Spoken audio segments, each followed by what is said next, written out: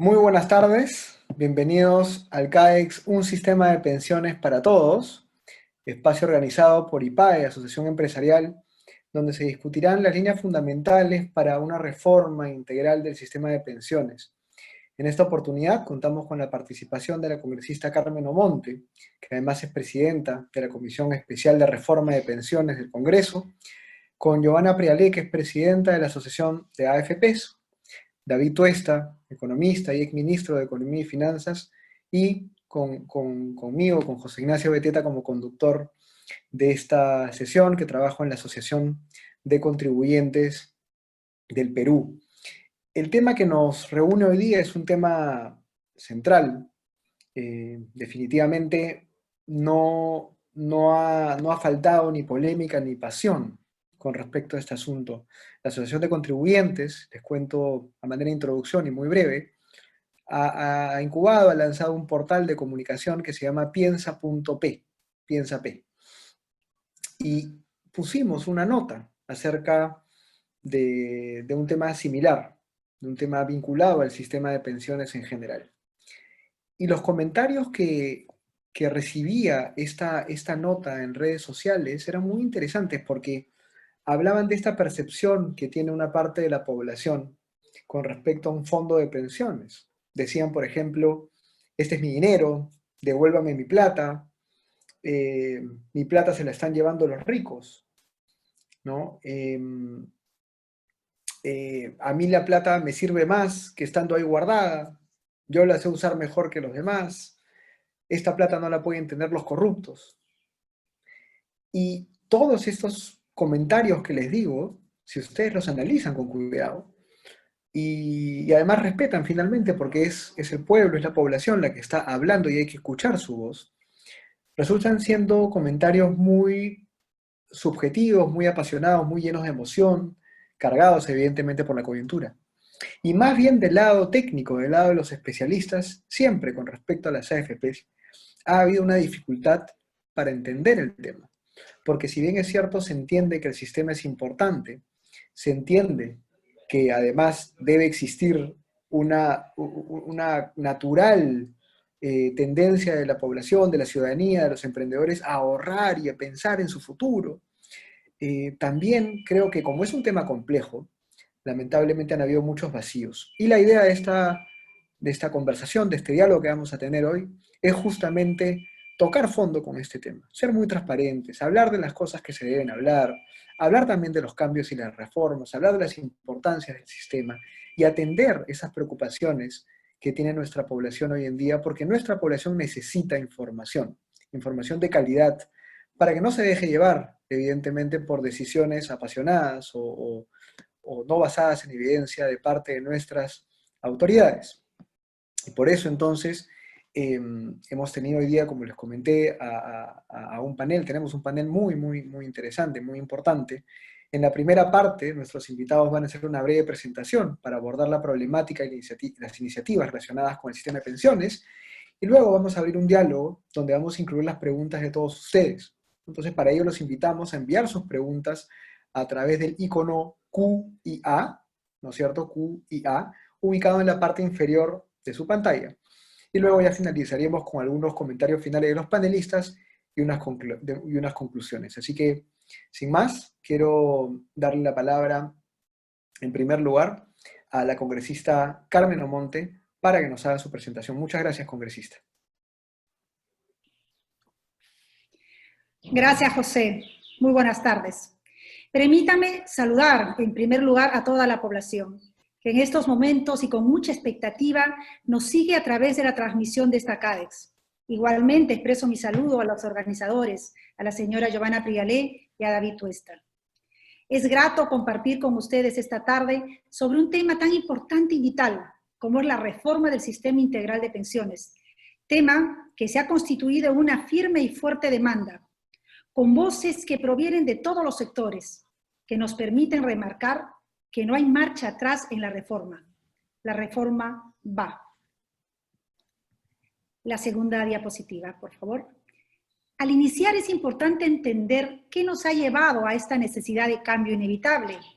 Analicemos la situación, miremos el contexto. He aquí uno de los datos sobre los que debemos de reflexionar y tomar acciones. Del total de la PEA, población económicamente activa, hay un 30% que no está afiliado a ningún sistema previsional, es decir, casi 5,5 millones de peruanas y peruanos que no recibirán ninguna pensión al final de su vida laboral. Y hay un 41% que pese a estar afiliado no aporta, no cotiza, lo que significa que más de 7 millones de personas no recibirán una pensión suficiente cuando el retiro les llegue. Pasemos a la siguiente diapositiva. Como vemos, la necesidad de la reforma integral obedece, entre otros argumentos, a la baja cobertura del actual sistema. Las pensiones son insuficientes. No hay una pensión mínima en el sistema privado de pensiones. La rentabilidad es baja y las comisiones son altas, las más altas de América Latina. Subsiste un perverso sistema de reparto en la ONP. Hay falta de competencia y en los hechos existe un sistema oligopólico, a lo que se suma la poca transparencia y supervisión del sistema en su totalidad. La sumatoria de estos argumentos y otros lleva a que el 72% de la población demande la reforma integral del sistema de pensiones y exija justicia, respeto y dignidad. Resumiendo, no estamos frente a un tema de percepciones, de pareceres sin fundamento o de posiciones ideológicas. El actual sistema de pensiones no da para más, no es un capricho, es un imperativo. Siguiente lámina, por favor. Ante la compleja situación descrita, es que el Congreso decide conformar la Comisión para la Reforma Integral del Sistema de Pensiones, que tiene por objetivo asegurar una pensión de jubilación justa y digna a nuestra población. Este trabajo se realiza evaluando diversos principios sugeridos a la Comisión, como lo son la de universalidad, solidaridad, equidad e inclusividad, que garanticen una adecuada cobertura. En cuanto a su financiamiento, se han recibido sugerencias de incorporar principios de sostenibilidad y subsidiariedad. En cuanto a su gestión, la Comisión también ha recibido recomendaciones referentes a principios como los de competencia y eficiencia. Y en cuanto al eje de prestaciones, las recomendaciones apuntan a los principios de suficiencia, previsibilidad y progresividad. Siguiente lámina, por favor. La Comisión tiene claro que para la reforma es vital un diálogo amplio y en este marco todos vienen siendo escuchados. Además de las sesiones ordinarias y extraordinarias, hemos realizado audiencias públicas en las que hemos interactuado y recibido la visión y el aporte de miles de personas, líderes juveniles, representantes de la sociedad civil organizada, de profesionales y académicos, hombres y mujeres de todo el país. También hemos recibido a congresistas que tienen propuestas al respecto. Hemos escuchado atentamente, al igual que a todos, a la CGTP, a la CUT, Confederación de Pensionistas, a Construcción Civil, a la Central Autónoma de Trabajadores del Perú. También nos han visitado instituciones públicas, como el Ministerio de Economía y Finanzas, la SBS, la ONP, el BCR, el Ministerio de Inclusión Social, el Ministerio de Trabajo, la Superintendencia del Mercado de Valores, al igual que representantes de las instituciones privadas y de organismos internacionales como la OCDE, el BID, CEPAL, OIT, entre otros. Además de expertos y académicos nacionales e internacionales de Chile, de México, España, Costa Rica, Brasil. Nadie está siendo dejado de lado en este diálogo nacional que la Comisión viene desarrollando. Siguiente lámina, por favor. Veamos ahora las propuestas recogidas hasta el momento, las cuales se orientan hacia un sistema integrado por 4 pilares, como sigue. El pilar no contributivo o pilar 0. Solidario no contributivo, como pensión 65. Aquí se divide entre quienes consideran que si bien puede ampliarse, debe mantenerse focalizado en los pobres y pobres extremos. Y los que creen que debe existir una pensión universal o básica para todo ciudadano, condicionada a algún requisito, como residencia en el país por algún periodo de tiempo, entre otros. El pilar semicontributivo o pilar 1. Las múltiples propuestas para este pilar son principalmente que sean de contribución obligatoria, para garantizar una pensión mínima, con garantía estatal para los que tienen baja cotización y mínimos aportes, y que ésta pueda ser incrementada en función de sus aportes como un incentivo al ahorro. Existe también la propuesta de que se integre por cuentas nocionales de capitalización colectiva, que tengan algún aporte del empleador y que exista solidaridad intra o intergeneracional.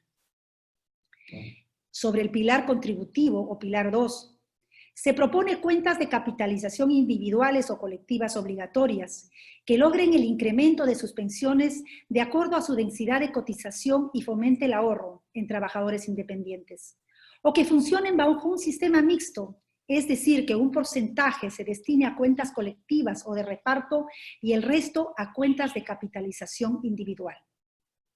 Finalmente, tenemos el pilar voluntario o pilar 3, basado en aportes de ahorros voluntarios, que sirvan para que los trabajadores con mayores ingresos puedan destinar sus excedentes para elevar sus pensiones en el futuro.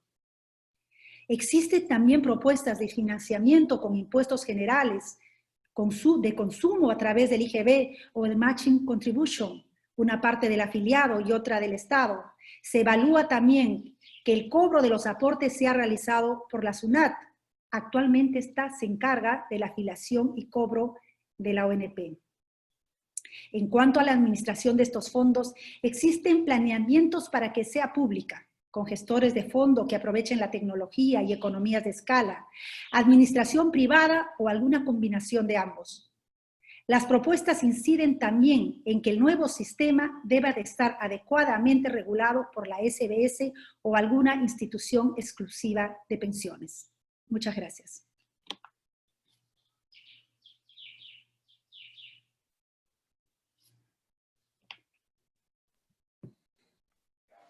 Muchas gracias, congresista, por su participación, que evidentemente tiene ya rutas de salida, rutas de cambio, basadas efectivamente en evidencia y en recomendaciones técnicas que se han venido haciendo a lo largo del tiempo. Definitivamente eso es muy importante. Ahora, en la misma línea, representando un poco justamente al Fondo Privado de Pensiones, a las AFPs, quiero invitar a Giovanna Prialé, presidenta de la Asociación de AFPs, a que nos comparta sus reflexiones con respecto a este tema. Gracias, Giovanna. Muchas gracias, José Ignacio. Muchas gracias, congresista. Creo que la reflexión que se ha hecho es fundamental cuando estamos hablando de pensar en la jubilación y que ese definitivamente es una realidad para todos los peruanos. Voy a tratar de ser breve, presentando una propuesta integral por el parte del gremio. Quisiera pasar a la siguiente lámina, por favor. ¿Qué nos convoca hoy? Definitivamente un tema que resulta fundamental es que tenemos que reconocer la relevancia de una reforma, porque en el año 2040, de cada 10 peruanos, 4 probablemente sean mayores de 65 años de edad, y no queremos que esos 4 se encuentren sin ningún tipo de pensión. La realidad se presenta en estas 4 gráficas. Por un lado tenemos un sistema público que significa un costo para el Estado de mantenimiento, que en términos de porcentaje de Producto Bruto Interno Real es creciente, si seguimos con esa tendencia y sin considerar la norma que se aprobó el día de ayer, hablaríamos de un costo real para el Estado de cerca del 1.10% del Producto Bruto Interno, de manera tal que el sistema de reparto no es sostenible por esa estructura demográfica de envejecimiento de la población. En la gráfica de abajo vemos con data al 2016, antes de que se diera la ley 95.5, que si nosotros vemos la realidad de los pensionistas del sistema privado de pensiones, por encima de la pensión mínima, que en ese momento era 415 soles, las personas obtienen unas tasas de reemplazo, es decir, una pensión de jubilación entre el salario promedio antes de esa jubilación, que va a ser entre el 32% hasta el 71% dependiendo del número de meses que ha cotizado. Eso quiere decir que el sistema privado de pensiones funciona en la medida que las cuentas individuales de capitalización se alimenten de aportes y que estos sean frecuentes. En la lámina de arriba observamos cuál ha sido, en la misma lámina, perdóname, en la gráfica de arriba observamos cuál ha sido la evolución de las comisiones y se aprecia claramente que esta comisión ha tenido una tendencia a la baja, tanto en la comisión por flujo como en la comisión mixta, que tiene un componente saldo, un componente por flujo, porque debemos recordar que cada 2 años se realiza una licitación. Y por lo tanto, no es verdad que Perú tenga la comisión más alta del grupo de América Latina y tampoco el grupo de la Alianza del Pacífico, porque nos encontramos a la par de Colombia y por debajo de México. En la siguiente lámina, por favor. ¿A dónde no queremos llegar? No queremos llegar a una realidad como la que tenemos hoy día en el caso de Europa, donde la población ha envejecido mucho más rápido que en Perú. En el año 1970 teníamos 5 trabajadores activos por cada trabajador pasivo. En el año 2020 lo que tenemos es un trabajador que financia las pensiones de cerca de 4 trabajadores y como se observa en la gráfica, no solamente tienes una tasa de sustitución cada vez más baja, sino la necesidad de ir a esquemas de capitalización que permitan crear formas para generar mayor pensión al momento de la jubilación. Siguiente, por favor. ¿Por qué es importante una reforma? Porque, como ya lo mencionó la congresista, falta cobertura. En el sistema privado de pensiones hay 7.500.000 afiliados, solamente 2.500.000 cotizan de manera regular. En el sistema público hay 4.700.000 afiliados y cerca de 866.000 cotizan de manera regular. Pero hay una diferencia fundamental. En el caso de las pensiones, la pensión en el sistema privado, a pesar de que no existe pensión mínima, la pensión promedio es 1.072 soles, mientras que en el sistema público es 784. Y en pensión 65, que es pensión no contributiva, es cerca de 125 soles. Eso quiere decir que hay una diferencia de pensión casi de 1 a 9 entre el sistema privado de pensiones y el sistema de pensión 65. Y lo más importante, en el sistema privado de pensiones el costo para el Estado es cero, mientras que en el sistema público hay un costo fiscal asociado que ya existe en cerca de 2.084 millones de soles anuales y en el sistema contributivo de cerca de 860 millones de soles anuales. Siguiente, por favor. ¿Qué necesitamos con una reforma? Cobertura, suficiencia y sostenibilidad. Entonces, básicamente lo que buscamos son esos 3 elementos. Si le das de frente a toda la lámina, nuestra propuesta tiene 3 elementos. Incremento de la cobertura a través de capital semilla, pensión mínima para todos, acceso a pensión para informales e independientes a través de la inclusión del concepto de devolución del IGB y básicamente de la devolución del matching contribution. Por cada sol que yo contribuya, un sol contribuye al Estado a su tope de 65 soles por persona y menores costos de capitalización individual en la medida que nosotros tengamos un sistema mucho más competitivo y robusto. Siguiente, por favor. Si me permites avanzar a la siguiente. Quedémonos ahí, por favor, en la anterior. Un tema fundamental. En la anterior lámina se puede apreciar la importancia de los procesos centralizados. A diferencia de la SUNAT, que hoy ya le cobra a la ONP cerca de 1.4% por cada sol recaudado, lo cierto es que a FPNet, que ya centraliza la recaudación, le cuesta 0 soles tanto al empleador como al trabajador y es asumido íntegramente por las administradoras privadas de fondos de pensiones. Su capacidad de cobranza es mucho más eficiente y se observa que en esta pandemia el número de cotizantes de FPNet se redujo en cerca de 200.000, mientras que en el caso de SUNAT fue cerca de 400.000. De manera tal que se trata de construir lo que hoy día ya existe. Nosotros le hemos ofrecido a la ONP hacerle la recaudación gratuita, porque creemos que no tiene ningún sentido pagar un peaje de 1.4% que le quita dinero a ir a los fondos de pensiones, y además en el caso de SUNAT y ONP no hay una validación de la data, de manera tal que la ONP o el SUNAT puede terminar recaudando dinero de afiliados que no se encuentran afiliados al ONP y que se encuentran afiliados al sistema privado de pensiones. Entonces, para cerrar, porque Karina me está recordando que he excedido mi tiempo, creo que es muy importante poder conversar de manera técnica sobre las posibilidades de organizar la reforma, reconociendo los factores de beneficio que tiene cada uno de los sistemas hoy día vigentes en el Perú. Muchas gracias y mil disculpas por haberme excedido en unos segundos. Gracias.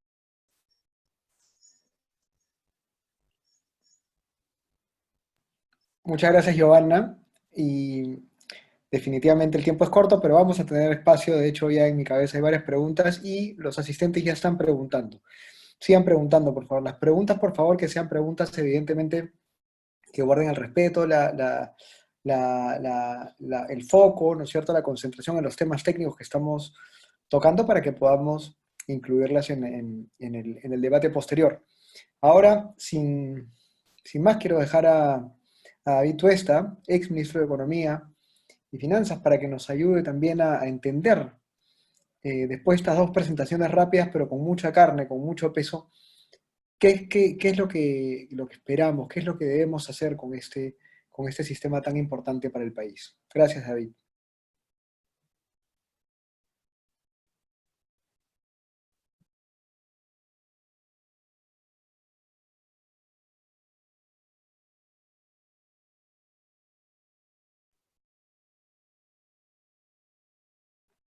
Tienes que desmutear tu micrófono. Perfecto. No sé si logran ver la presentación.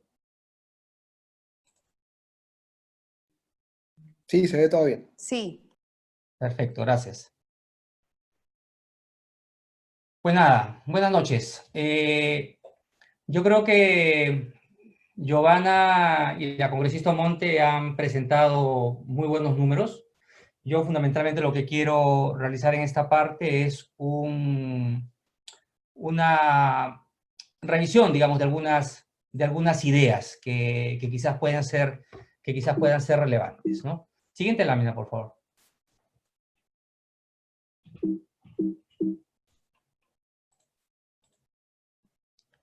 No, está en la última lámina esto. Parece que está... Ah, perdónenme. Disculpen las fallas técnicas, no sé qué ha pasado acá.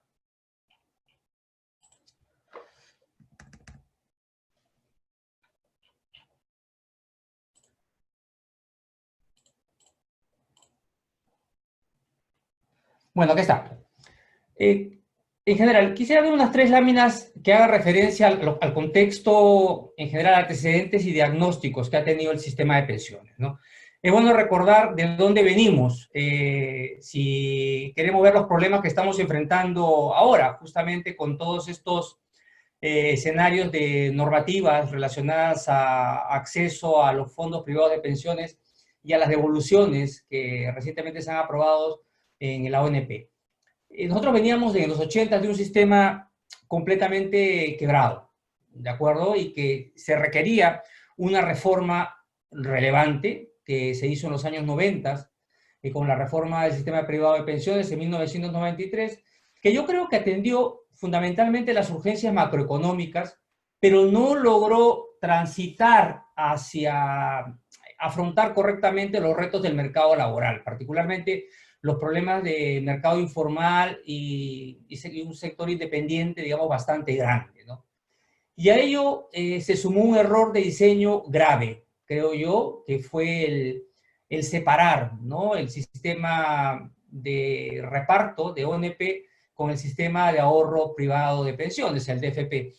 Poner a que el trabajador escoja entre 2 sistemas que funcionan de manera diferente, cada uno con sus pros y sus contras, sin la correcta asesoría sobre el trabajador, yo creo que ha terminado generando una bomba de tiempo que nos ha explotado ahora con la crisis, ¿no? Entonces, las inconsistencias que vemos hoy en realidad se remontan a un problema de diseño de 3 décadas atrás. Siguiente lámina, por favor.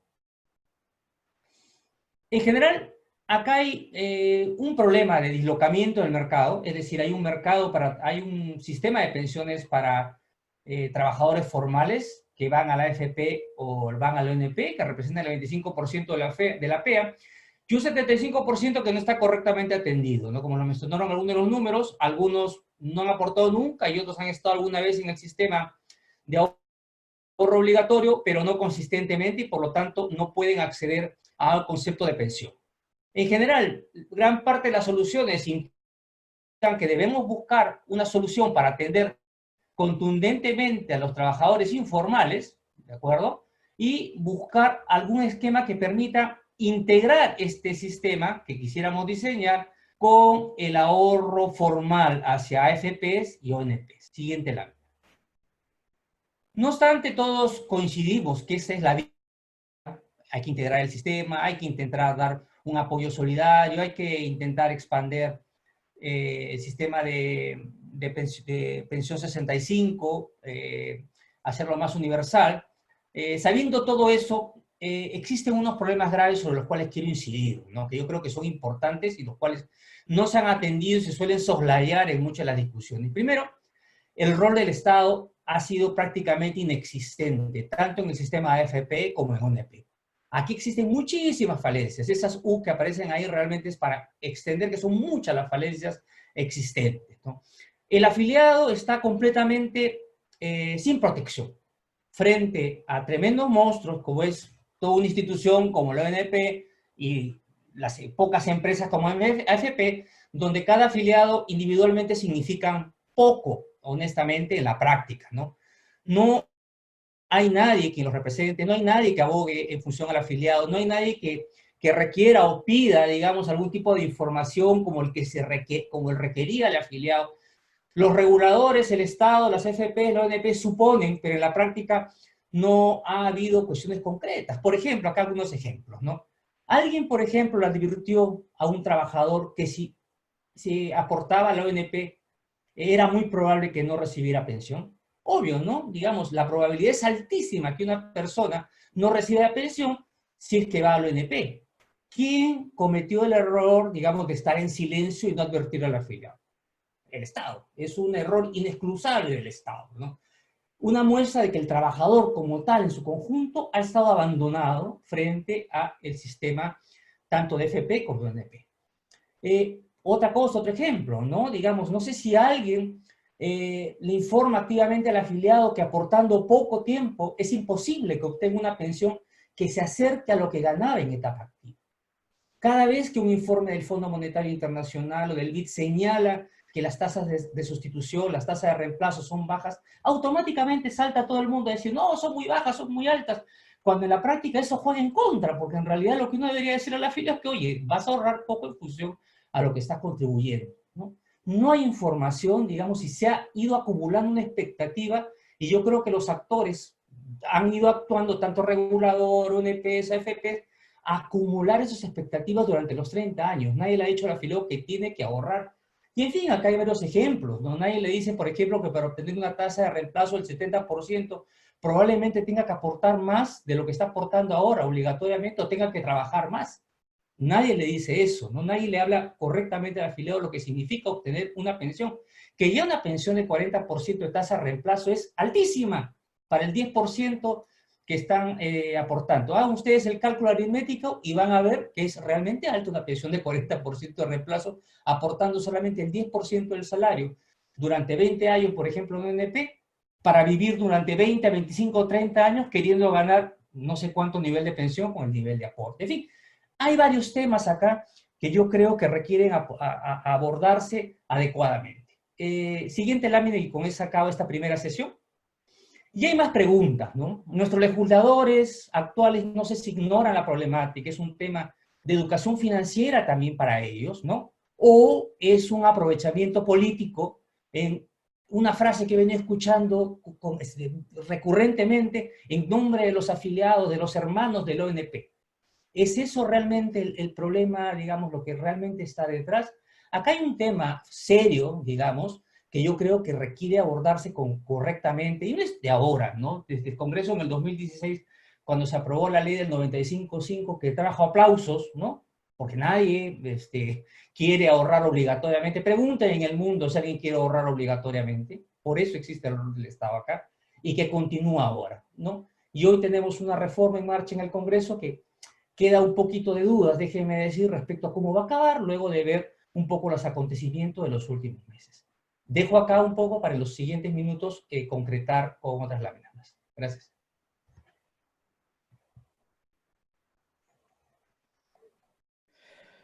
Gracias, Edith.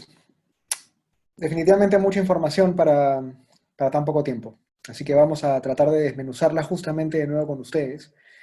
Y vamos a empezar esta ronda de preguntas tratando de jalar un poco las intuiciones, las percepciones de quienes nos escuchan en este momento. Y bueno, y también las mías, digamos, y las de ustedes, porque estamos aquí en una conversación, digamos, que debe fluir abiertamente. Y hay una pregunta que efectivamente está dirigida, digamos, a la congresista Carmen Omonte, y va en la línea, digamos, de, nos has planteado, congresista, una serie de alternativas, de estudios que han hecho ya recomendaciones, resumido y mucho más concreto. ¿Cómo crees tú, cuáles de esas alternativas debería funcionar en estos regímenes que están planteando? ¿Cuáles son las reformas prácticas rápidas que tú le harías al sistema en este momento?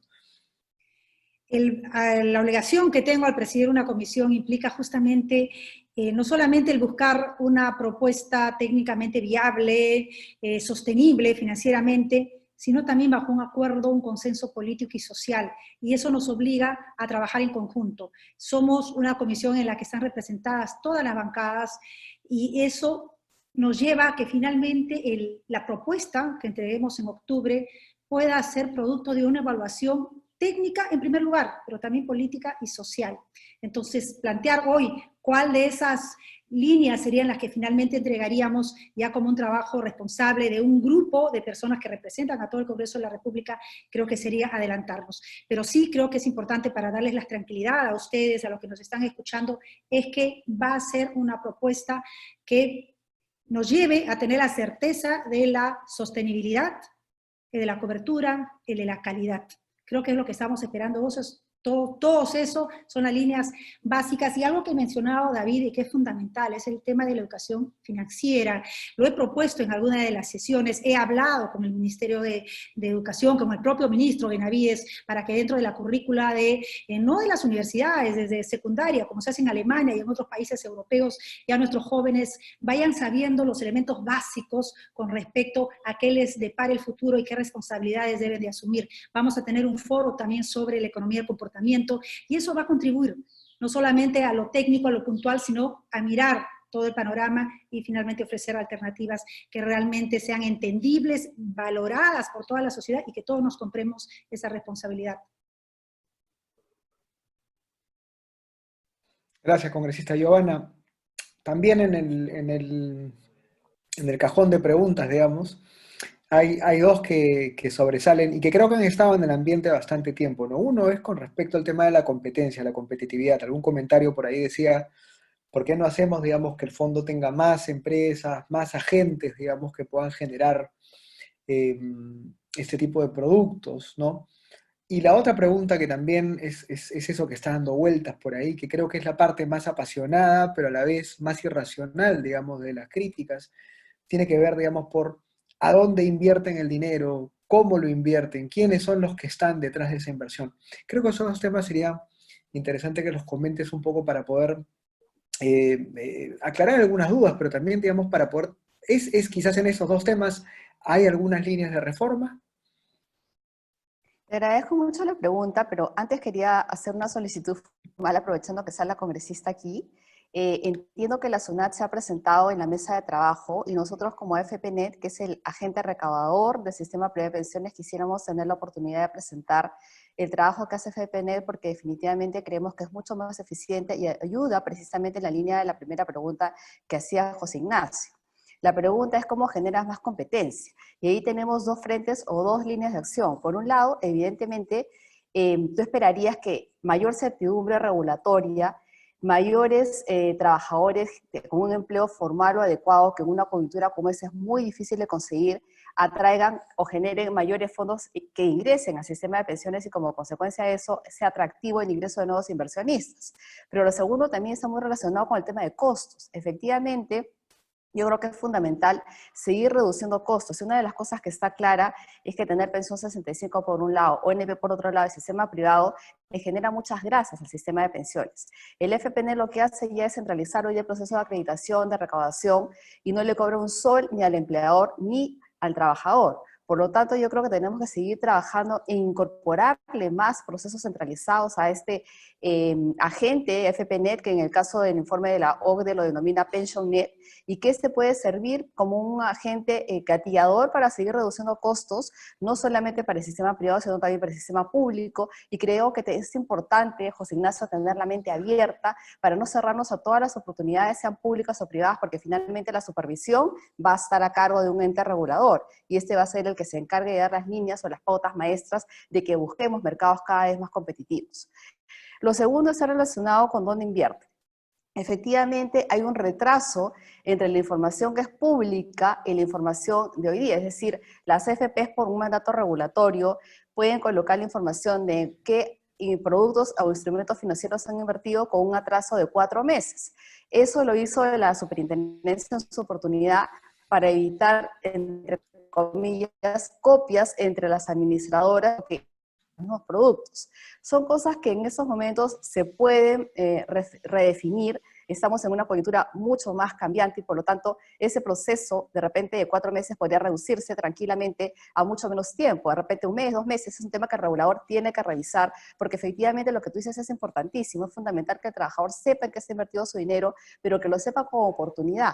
Hay otros países del mundo, como por ejemplo Francia y Europa, donde el afiliado decide incluso en qué portafolio quiere que se invierta su dinero. Yo quiero que no esté en petroleras y me gustaría que todo esté en instrumentos verdes. Yo creo que la tendencia va a ser que los jóvenes, los millennials, los centennials, tengan una nueva forma de acercarse a cómo se invierten sus fondos de pensiones. Y creo que para eso también es fundamental un tercer punto. El regulador tiene que estar mucho más empoderado. Hoy día todos los cambios, incluso para desarrollar un nuevo producto financiero, una nueva forma de comisión, tienen que pasar por el Congreso. Y eso, por ejemplo, como sucede en México, no ocurre así, porque en México el regulador tiene la capacidad de desarrollar nuevos productos financieros, de lograr que, por ejemplo, tú tengas un app a través del cual recibes información de cuánto estás aportando y que la aportación del trabajador incluso sea distinta, semanal, mensual, diaria. Entonces creo que hay 3 líneas de acción fundamentales de la mano con lo que tú señalabas. De acuerdo, muchas gracias.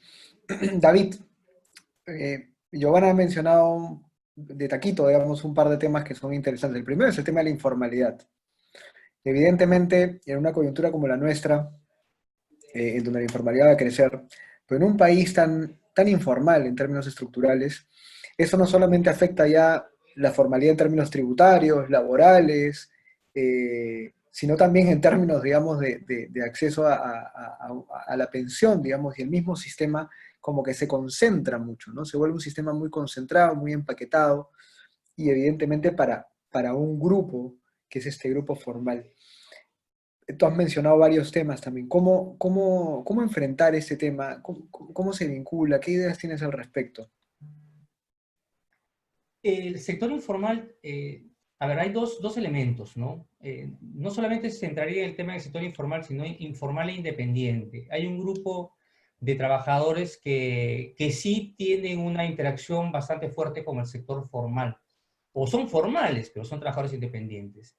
Recuerde que hace algunos años se propuso la participación o la cotización obligatoria por parte de trabajadores independientes, y luego, claro, cuando empezó a haber las opiniones negativas, retrocedió el Congreso de aquel entonces, ¿no? Entonces, yo creo que es importante retomar ese elemento. Yo creo que se tiene que intentar incorporar la parte que se puede contribuir obligatoriamente a través del sistema por el lado independiente. O sea, la parte que es netamente informal, me parece que se tienen que abordar con productos más ad hoc para este colectivo, ¿no? Que incorpore temas de flexibilidad, por ejemplo, en cuanto al ahorro, ¿no? Que implique de repente algún tipo de apoyo por parte del gobierno, que signifique un producto también bastante barato en términos de comisiones.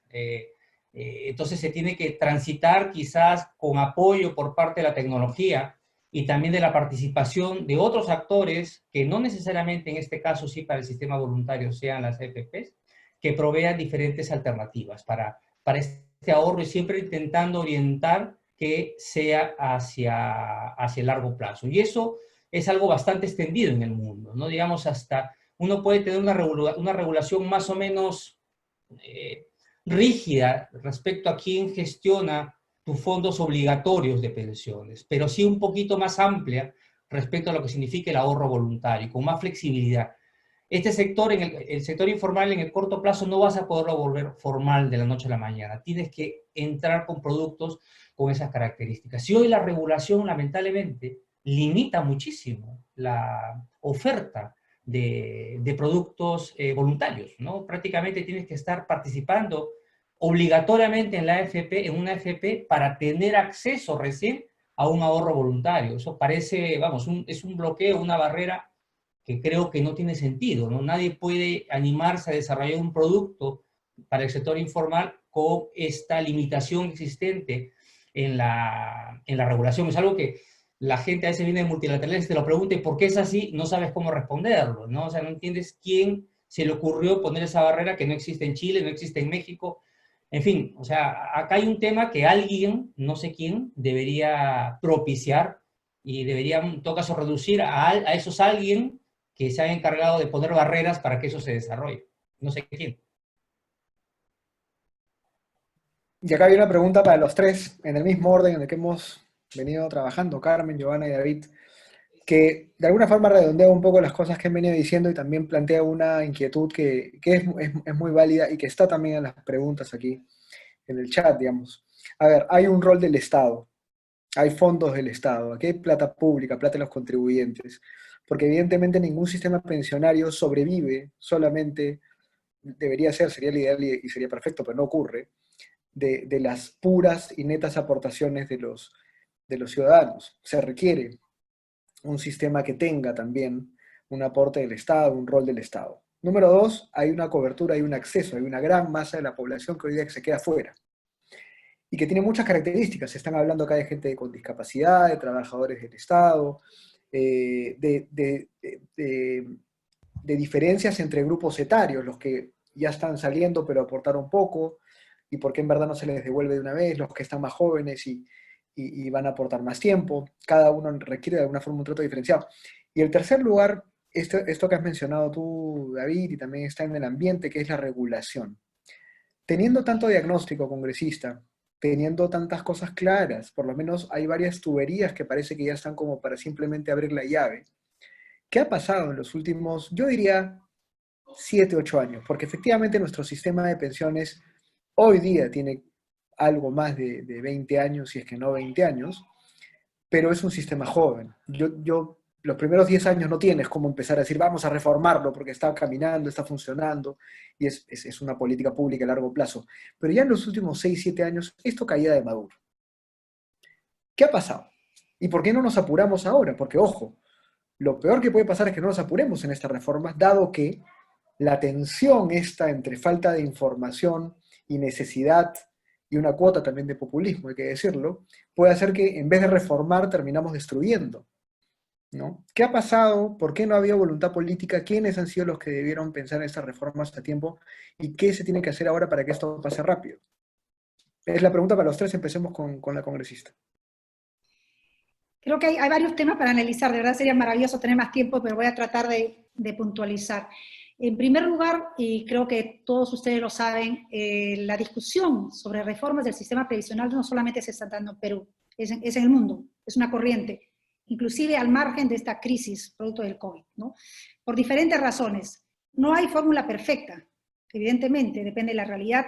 No todos los países tienen ese alto porcentaje de informalidad, que lo vamos a mencionar en todo momento, y evidentemente es una de las espadas de Damocles que tenemos como país. No hay fórmula perfecta, pero la necesidad de reformar por diversas razones el sistema previsional de los países está allí. Lo mencionó David en un momento, y eso es importante, el Estado no ha cumplido su rol.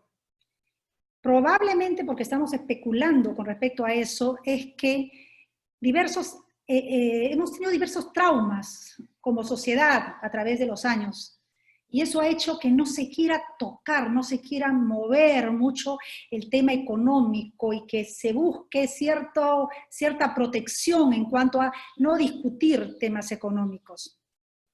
Personalmente siempre he creído que es importante discutir las cosas, sobre todo cuando se percibe, se entiende que hay un problema latente.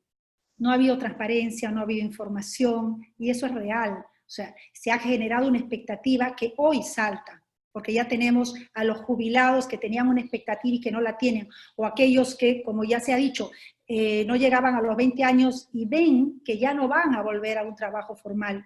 Y evidentemente el desencanto y el sentimiento de injusticia es brutal. Entonces hay que atenderlo.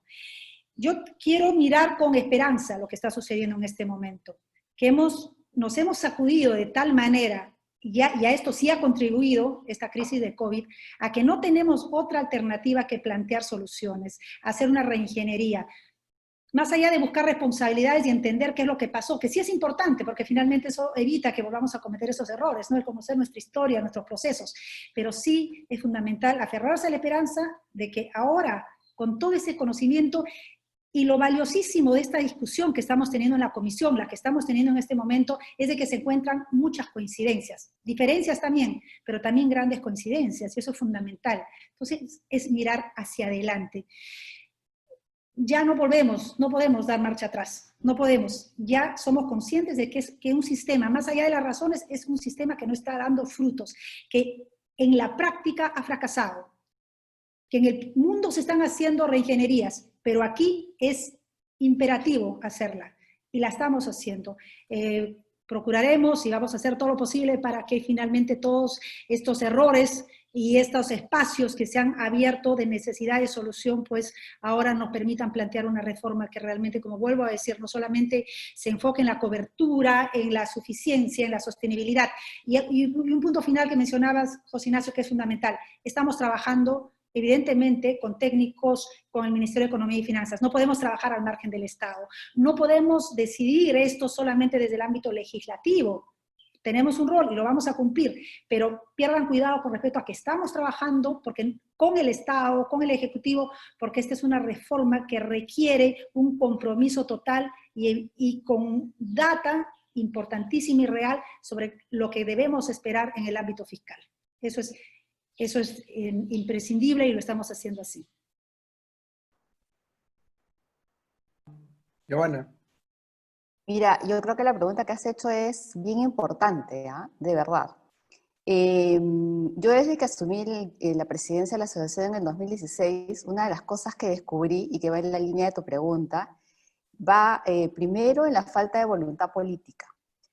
Habré tocado la puerta de probablemente muchos exministros de Economía, ¿no? Viceministros, directores para abajo en el MEF, así como también de muchos congresistas, para hablar de temas como, por ejemplo, la Comisión por Desempeño. Te estoy hablando del año 2016, estamos en el 2020, prácticamente 2021. Han transcurrido 5 años, no se pudo hacer nada, porque no hubo esa voluntad política para enfrentar esa que era una necesidad y una urgencia de cambio. Por otro lado, la ley seguía siendo una ley muy antigua y por lo tanto, como ya mencionaba David, no te permitía desarrollar productos nuevos para los independientes, hacía falta una revisión normativa y tampoco se hizo. Entonces, lo primero es una falta de voluntad política, entiendo yo, tal vez porque las premuras del momento estaban más vinculadas en temas de orden político, de repente peleando con la corrupción, pero esa es una de las cosas que pasan cuando priorizas de repente lo urgente no lo importante, ¿no? Lo segundo es que el tema de pensiones siempre ha sido doloroso, ¿no? Porque claramente incluye un costo fiscal, como tú ya lo has mencionado. Las pensiones no nacen por sí solas, o sea, tiene que haber una contribución tanto del empleador como del trabajador, pero en el caso de la población de ingresos más bajos, evidentemente el Estado tiene un rol subsidiario que tiene que cumplir y que no lo ha querido cumplir. Y en tercer lugar, me parece crítica la falta de institucionalidad que tenemos en nuestro país. Es increíble que todavía hoy día en el 2020 tengamos cerca de 2.200.000 trabajadores cuyos aportes en algún momento fueron retenidos por empleadores públicos y privados y no hayan sido depositados en sus cuentas individuales ni tampoco en la NP.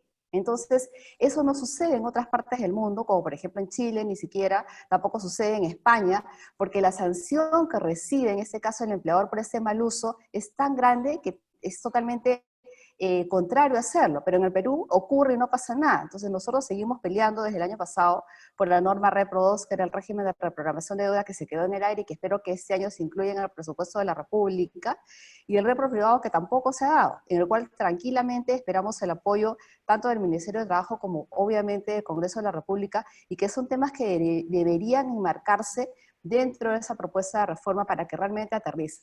Si tú no haces una reforma institucional y entiendes que la seguridad social es sagrada y no se puede tocar la plata del trabajador, y si tú no te aseguras que efectivamente las reformas paramétricas se den, como por ejemplo la edad de jubilación, la tasa de contribución, pues efectivamente no vas a tener cómo llenar esa caja de cuentas individuales de capitalización. Y creo que es fundamental tener claro que la falta de llenar esas cuentas individuales de capitalización se explica porque tenemos un empleo precario, porque hay alta informalidad y mucha volatilidad en la frecuencia de los aportes, y esos son factores que tenemos nosotros que tratar de corregir desde el sistema de pensiones, ver cómo logramos captar esos independientes con nuevos productos, incluir de repente el matching contribution o de repente la devolución del IGB como herramientas de economía del comportamiento para que ese trabajador tenga la misma pensión que tendría un trabajador que tiene un empleo dependiente. David, sin miedo y con audacia. No, pero sobre todo con respeto, es importante. Sí, eso siempre, eso siempre. Primero, a ver, quisiera plantear el tema estructural, ¿no? Ese a mí es un tema de los que más me preocupa, luego de ver, permítame, con respeto a la congresista, con el desempeño para mí, desde el punto de vista personal del Congreso, realmente sorprendente, por utilizar un adjetivo todavía positivo, ¿no? Sorprendente, honestamente, sin tener en cuenta esos elementos que la policía presentó en su presentación, ¿no? Sobre todo el tema de sostenibilidad. ¿Por qué no se tomó ese tema en consideración en las devoluciones, por ejemplo? ¿Y por qué yo como contribuyente, como ciudadano, puedo pensar que sí lo van a tener en cuenta los diferentes actores políticos ahora cuando se presente la reforma? Yo tengo una gran preocupación, honestamente, de que ello vaya a ser así. Es más, incluso me preocupa que de repente quieran verse la sostenibilidad bien impuestos a la riqueza, bien impuestos, o sea, no sé, cierres un poco raros que de repente no se abordan convenientemente, ¿no? O sea, no sé, yo tengo muchas esperanzas en la reforma, creo en las muy buenas intenciones de la presidenta, yo creo que está haciendo, entiendo, una labor también de equilibrio, ¿no? Entre las diferentes fuerzas también, está muy bien escuchar todas las voces, pero ese es un tema de la parte estructural que me preocupa muchísimo para ver cómo afrontamos la problemática que hay a futuro en realidad, porque no podemos hipotecar, creo yo, el futuro, y ese es uno de mis grandes temores que pueda pasar con esta reforma, ojalá me equivoque. Luego vienen todos esos otros temas, ¿no? Más puntuales, más podríamos decir, de insatisfacción o de expectativas rotas, ¿no? Por parte de los afiliados, ¿no? Y tú mencionabas, José Ignacio, respecto a qué pasó, ¿no? ¿Por qué no se quiso hacer reforma? Giovanna mencionaba el tema de voluntad política. Yo honestamente creo que voluntad de todos, ¿no? Voluntad de las FPs también, porque cada quien al final quiere la reforma que quiere, ¿no? Tú vas y hablas por dar alguna solución, de repente la más conveniente para ti, desde una perspectiva de negocio que está muy bien, porque finalmente todo negocio o toda firma, su objetivo fundamental es maximizar utilidades, y yo apoyo eso, pero digamos, si uno ve prácticas relacionadas al tema de comisiones, por ejemplo, en el mundo, yo creo lo mencioné en la lámina anterior, aunque no tuvo tiempo, estaba dicho, pero no tuvo tiempo de expresarlo. Por ejemplo, en otros países donde se promueve los planes de pensiones privados, las comisiones se negocian. Se negocia en un representante de los planes de empresas, negocian la pensión, negocian la comisión con el fondo de pensión. Es un esquema diferente, una organización industrial distinta, pero acá no hay eso, ¿no? Acá hay algo donde yo veo que el afiliado no se siente representado, y esa parte requiere voluntad de todos lados. Sí, puede haber seguramente que no ha habido voluntad por parte de algunos componentes del Estado. Y uno de los elementos que yo mencionaría de manera subrayada es la SBS. Yo creo que a la Superintendencia de Bancos Seguros FPs durante todo este tiempo le ha faltado tomar un rol mucho más claro respecto a lo que significa su papel como representante del afiliado. Y una de sus labores centrales debió haber sido ahí, por ejemplo, que se informe convenientemente al afiliado de temas como les he comentado anteriormente, ¿no? ¿Cuánto te falta para ahorrar? ¿Estás ahorrando muy poco? ¿Esto no te va a alcanzar? O incluso que en los reportes se digan claramente cuánto, por ejemplo, el tema de las comisiones, por ejemplo. A mí yo hasta ahora tengo dudas respecto a si esto está bajando, porque hasta a mí me cuesta entender el flujo, saldo, cómo se combina. Imagínense ya una persona, digamos, afiliado, cómo entiende qué es la comisión. ¿Por qué en el informe no le dicen claramente, este es el importe que te estoy descontando y este es el porcentaje que representa, ¿no? De lo que está, algo más tangible, yo creo, y ahí es el rol, no del FP, es el rol del regulador que debiera estar mucho más detrás que el rol que tiene la propia industria. Al final la industria, las firmas juegan en función a la regulación existente. No es culpa, yo siempre he dicho, no es culpa de las AFPs, es culpa de la manera como se creó el sistema, es la forma como está estructurado, y en fin, o sea, pero yo quiero decir claramente, ¿no? O sea, cada quien le ha faltado voluntad, todos, y yo creo que han sido 30 años que cada quien ha buscado soluciones parciales, ¿no? Que no me pagan, que, en fin, que sí, que hay que ver, ¿no? Que hay que, no sé, una serie de situaciones, pero al final no ha habido convergencia. Yo he participado en una comisión de protección social y yo he visto en carne propia, digamos, las fuerzas y las balas cómo iban de un lado a otro. Y en el fondo uno terminaba acribillado en el medio, porque como no terminabas de contentar ni un lado al otro, me acuerdo, unos nos decían que éramos estatistas y otros nos decíamos que apoyábamos a las AFPs. Al final, pues a nadie, ¿no? Este es el tema de toda la vida y en ese círculo hemos ido durante esos 30 años, ¿no? Y cada vez ha ido saliendo un campanazo. ¡Pum! 2016 con el 95.5. Han seguido dándole vuelta. ¡Pum! Otro campanazo de evolución del 25%.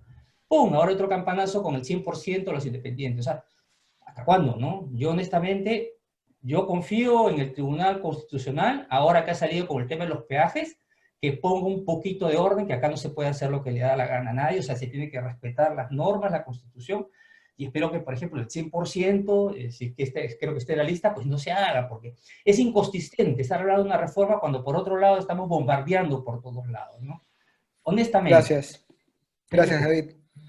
Muchas gracias. Les voy a dar 2 minutos a cada uno así, pero 2 con cronómetro suizo, para que nos hagan sus últimas reflexiones antes ya de despedirnos de este tema que está interesantísimo y que, como ustedes bien saben, IPAE, luego con todas estas reflexiones, trata de producir, de generar una serie de conclusiones que difunde y que le transmite a los participantes y a toda a la ciudadanía, digamos. Entonces, que nos quedamos tranquilos porque IPAE va a hacer también su trabajo de poder difundir estos mensajes. 2 minutos rapidito, cada uno así, reflexiones finales, por favor, Carmen. Gracias, estimados participantes. Qué duda cabe que el sistema de pensiones en el país, tanto el público como el privado, ha fracasado. No cubre a la mayoría de los peruanos, las pensiones son bajas, no hay competencia y la gestión ha sido ineficiente. Por ello, insostenible. Por lo que nos vemos obligados a realizar esta reforma. Las propuestas que venimos recogiendo en la comisión y en foros como este, organizado por IPAE, y próximamente el de las centrales sindicales y la OIT, en el que también vamos a participar, van a contribuir a construir un sistema integral que asegure pensiones justas y dignas. Quiero dirigirme finalmente a los aportantes, jubilados y jubiladas, que muchas veces han sido víctimas de un sistema injusto en el que después de muchos años de aportar su dinero, no han alcanzado el derecho de recibir una pensión justa, y también a quienes se les ofreció una jubilación digna y finalmente terminaron recibiendo mendrugos. Confíen en nuestro trabajo, lo haremos con suma responsabilidad. Será una propuesta sostenible financieramente, pero con el aporte de todos y de todas. Esta reforma va. Muchas gracias. Giovanna.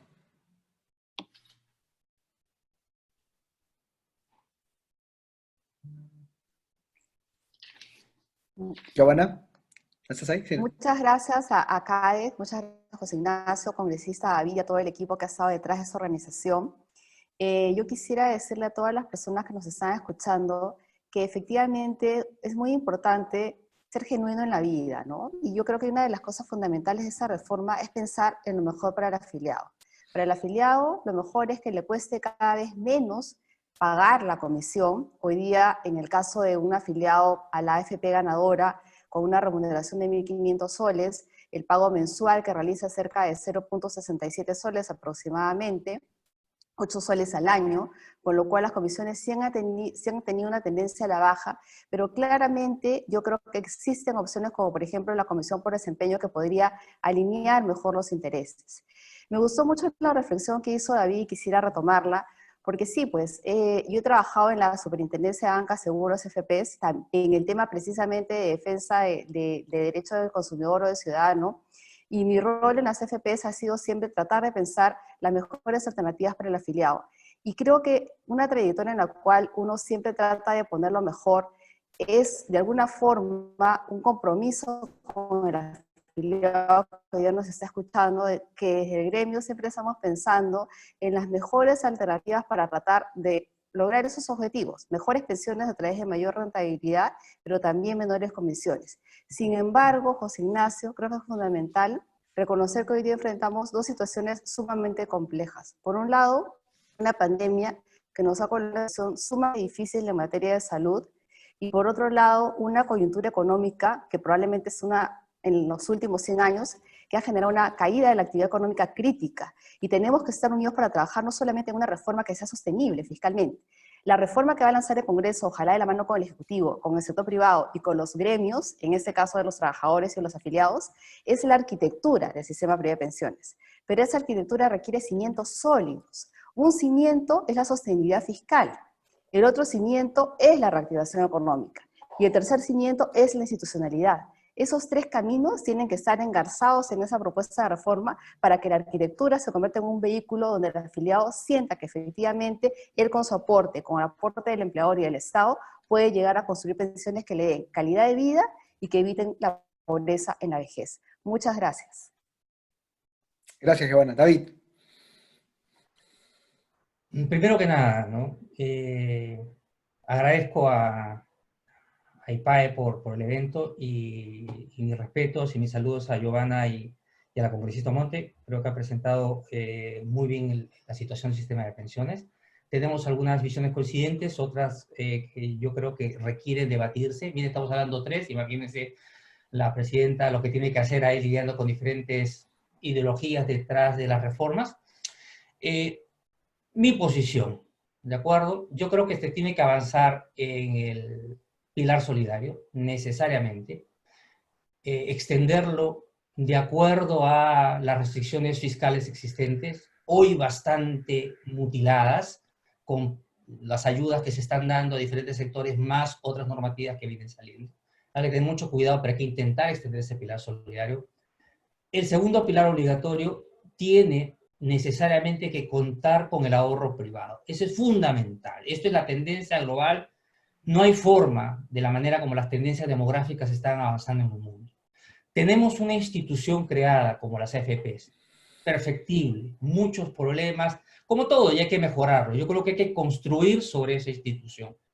Y por el lado del NP hay que buscar las mejores formas también para que se complemente con el sistema de ahorro privado y también dando la posibilidad también que desarrolle ahorro individual, ahorro voluntario, como lo hace Colpensiones en Colombia, por ejemplo. O sea, yo confío y creo sobre todo en el ahorro privado y creo en todo caso en el rol solidario vía presupuesto. Y tercero, el tema voluntario es fundamental, central. Yo creo que se debe dar espacio para construir productos financieros donde el sector informal independiente, con pocos ingresos, pero con grandes riesgos como cualquier trabajador, requiere un soporte previsional. Y ahí está el rol central que tiene el gobierno y el regulador, la SBS, en mi opinión, largamente ausente, honestamente, respecto a cómo para que el sistema pudiera haber funcionado mejor. De acuerdo. Muchas gracias, David. Muchas gracias, congresista Carmen Omonte y Giovanna. Mi reflexión final simplemente tiene dos puntos. El primero es, hay una necesidad de comunicación, de diálogo, de empatía y de claridad que si no se asume en este momento con todas las fuerzas que se pueda, con todo el impulso y la intensidad que se pueda, lamentablemente hemos llegado a una situación en la cual creo yo que la desinformación, la necesidad de la que tú misma hablabas, Giovanna, y el afán de protagonismo, a veces sin responsabilidad de muchos políticos, puede llevarnos a un punto en el cual sea muy difícil luego reconstruir, ¿no? Y fíjate, todas las iniciativas legislativas, no solamente en el Congreso, sino también las iniciativas normativas que a veces nos regala el Poder Ejecutivo. Entonces, es muy importante comunicarse con la población, llegar a la población desde el sector privado, desde los gremios, desde la academia. Muy importante, muy importante. Lo segundo es que a veces la historia se escribe derecho con líneas torcidas, ¿no?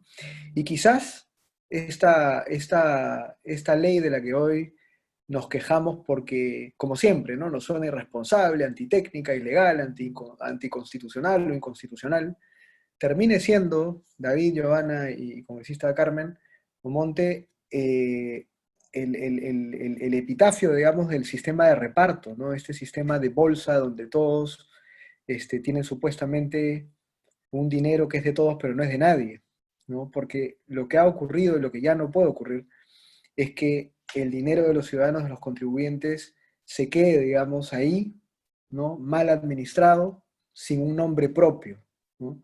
Ese nombre propio hoy es muy importante.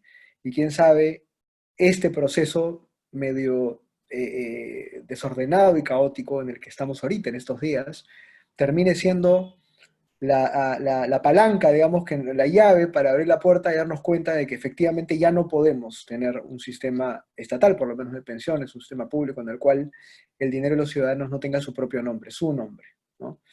Y entonces nada, hay que aprovechar la coyuntura también y darle la vuelta a los retos y a los problemas y a los obstáculos que se presentan. Y con todos ustedes, muchas gracias por su participación. David, Carmen, Giovanna, nuevamente. Y muchas gracias a todos los que han estado con nosotros en este conversatorio, que ha sido definitivamente muy, muy importante. Queremos agradecer también desde IPAE a los medios que nos han acompañado, al Diario La República, a ver, que me cortaron el video acá.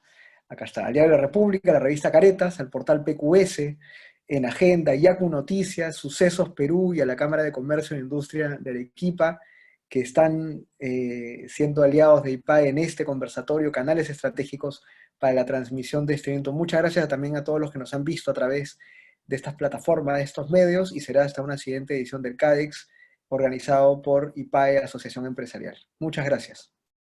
Gracias. Gracias a todos.